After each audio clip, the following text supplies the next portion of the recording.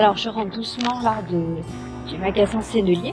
Donc, je vais vous montrer dans qu'est-ce que j'ai acheté et rentrer un petit peu dans le détail avec vous. Donc, ça, c'est l'allée où j'habite. Donc, on a vraiment l'impression de ne pas être à 5-10 minutes de Paris. Je vais vous montrer l'autre côté. Hop.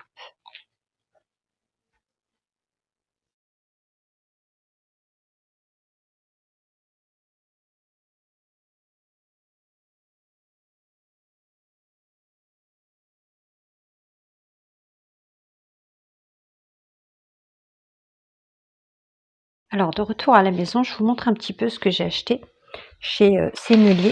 Donc, chez Sennelier, je me suis pris un petit carnet Arche aquarelle, grain fin. Donc, moi, ce que j'aime bien ici, c'est le petit format. Donc, c'est un petit format un tout petit peu plus grand, je pense, que le A5. C'est un papier 100% coton. Donc, ça, c'est très important parce que 90% d'une aquarelle dépend clairement du support, hein. Chose qu'on nous dit pas toujours, donc n'hésitez jamais à acheter du 100% coton. Donc, alors l'intérêt aussi de Sennelier, c'est que ils nous vendent d'autres produits qui ne sont pas forcément de leur marque, que j'apprécie. Du coup, j'apprécie le fait qu'on puisse trouver d'autres produits aussi, en plus d'avoir des conseils. Alors, j'ai pris aussi, hop, je vais le mettre à l'endroit. Donc c'est du Gofun, c'est de la poudre de coquillage qui vient du Japon. Je vous expliquerai dans une autre vidéo ce que l'on va en faire. Et une peinture acrylique, donc Daler Rowney. Vous pouvez le trouver dans les magasins, bien entendu, Géant des Beaux-Arts. Donc de couleur jaune, qui est, ma foi, très lumineux, que je vais utiliser aussi dans une prochaine vidéo, et je vous expliquerai comment pour mettre en lumière vos peintures au pastel sec. Ensuite, j'ai acheté de la gomme Adragante. Donc, hop, ce sont des produits qu'on trouve essentiellement chez Sennelier, hein, au magasin qui se trouve à Paris, pas loin du Louvre. Donc c'est, on l'appelle la gomme du dragon. Donc, pareil, je vous montrerai ce qu'on peut en faire. Et j'ai bien entendu profité de ma visite dans le magasin pour choisir les couleurs que je commande souvent sur internet, et malheureusement en fonction de l'ordinateur, vous n'avez pas forcément une belle vue sur enfin une précision de la couleur choisie. Ça va dépendre des pixels, hein, de votre ordinateur. Donc là, c'est un jaune que je trouve très très lumineux. J'avais besoin voilà, d'un pastel qui soit très très tendre, qui m'apporte de la lumière. Schmink est un pastel très doux. J'ai commencé d'ailleurs avec les Schmink et les Giro, hein. Voilà. Et pardon, pas facile avec une seule main de tout vous montrer. Et je me suis pris aussi d'autres pastels. Je vous montre.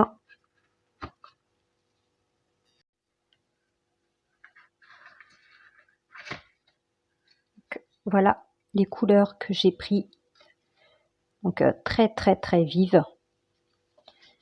Donc, pardon, ça s'est refermé. Donc il y a un mélange entre Schmink et Sennelier. Je vous montrerai ça plus tard sur papier. Et c'est tout pour les magasins Sennelier.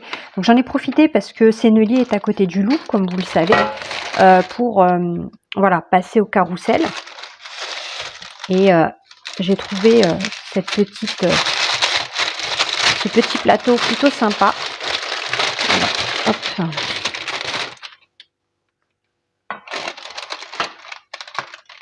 Voilà, plutôt cool pour pouvoir poser les pastels que je vais utiliser pour peindre mes différents tableaux. Voilà, donc il y avait différentes peintures de différents peintres, mais moi j'ai une affection particulière pour Monet, puisque j'aime bien entendu tout ce qui est impressionniste. Et j'ai profité aussi de ma sortie pour aller dans un autre magasin, qui n'est pas Sennelier, mais un magasin de papeterie qui vend aussi des produits d'art et de loisirs créatifs, pour acheter, alors ça ce sont des articles que la plupart des artistes peintres ont et aquarellistes.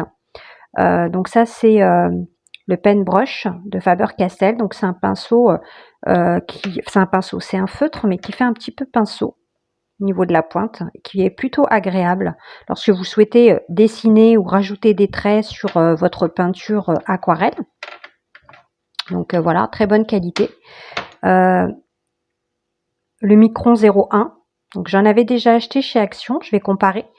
Et l'avantage de cette marque, c'est que, bon, ça fait des traits fins, hein, ça vous pouvez le trouver sur d'autres marques, mais c'est watercolor, ça veut dire que ça se mélange pas avec les pigments de l'aquarelle, donc vous pouvez y aller pour faire vos traits, voilà.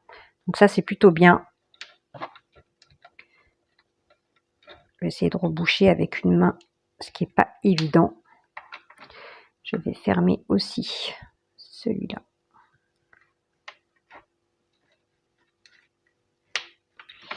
J'ai pris aussi une Posca, donc blanc, pareil pour faire des petits poils ou des petits traits blancs sur vos peintures, d'accord? Donc quand ça sort, c'est exactement comme de la peinture, hein. Donc n'hésitez pas, parce que franchement, c'est super intéressant à utiliser sur vos tableaux. Et en plus, c'est précis. Voilà. J'ai pris la même chose en beige, donc blanc cassé. Et puis, j'avais envie de revenir au stylo plume. J'écrivais beaucoup au stylo plume quand j'étais au collège. Et j'ai envie d'y revenir. Je trouve que c'est beaucoup plus sympa, notamment lorsque l'on signe ou qu'on a quelques petites phrases à ajouter sur nos carnets de voyage ou autres. Voilà, donc j'ai succombé au petit stylo en plus. Alors, j'ai pris 2 pinceaux pour aquarelle de chez Raphaël, donc en 6 et en 2. Donc, hop. Donc, ils sont plutôt sympas, relativement rigides quand même, doux, nerveux, je dirais. Plutôt bien si vous voulez pas forcément travailler dans l'humide, mais bien faire quelques fleurs et autres sur du sec. Donc ça c'est pas mal. J'en ai profité. Alors là il y avait une offre intéressante, puisque c'était 11 € je crois, le pack de 10 pinceaux aquarelles de chez Daler Rowney. Donc plutôt bien. En plus ça fait office de trousse, ce fameux petit emballage, plutôt pratique à emporter. Puis comme vous pouvez le voir, on a vraiment toutes sortes de formats de pinceaux. Donc carré, rond, je crois qu'il y a l'angle de chat, je suis pas sûre. Voilà. Puis différentes tailles aussi. Donc je sais pas si vous voyez bien. Hop. Je vais peut-être vous les mettre. Pas beaucoup de place. Voilà. Donc ça va du 4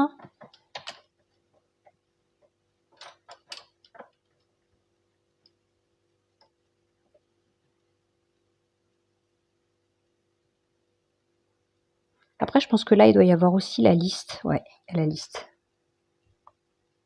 Pour les ronds, il y a 0, 2, 4, 8. Langue de chat 6. Et une brosse à ombre plate, 4 et 10 pour la taille. Il y a un lavis plat 3 quarts, je crois qu'on dit 3 quarts.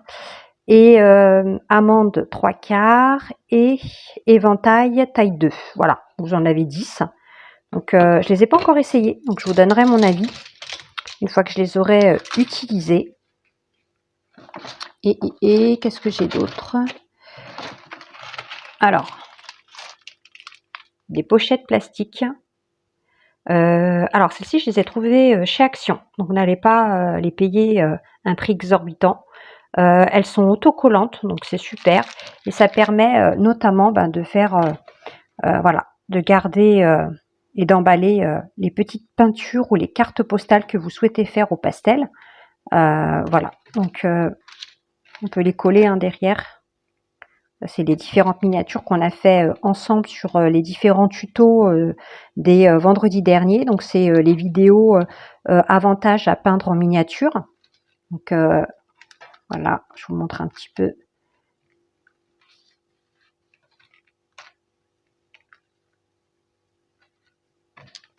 Ça, ce sont toutes les peintures qu'on a faites ensemble. Il y en a pas mal, hein. Ça, on l'a pas fait ensemble. Celle-ci, c'était Center Park, Noël dernier. Et puis, il y a celle-ci qu'on a fait ensemble. Donc, n'hésitez pas à aller regarder les vidéos, hein. Je vous mets les liens en haut à droite, mais vous pouvez les voir aussi au niveau du descriptif. Puis, une vidéo, enfin, une peinture que j'avais faite qui ne fait pas partie d'une démo gratuite sur YouTube. Mélange d'aquarelle, pastel et puis feutre dont je vous parlais tout à l'heure. Donc, en l'occurrence, celui-là. Poca, beige. Je voulais donner un côté un peu nounours. Donc voilà. Et qu'est-ce qui reste? Il reste les fameuses petites cartouches de stylo plume noires et traditionnelles bleues. Voilà.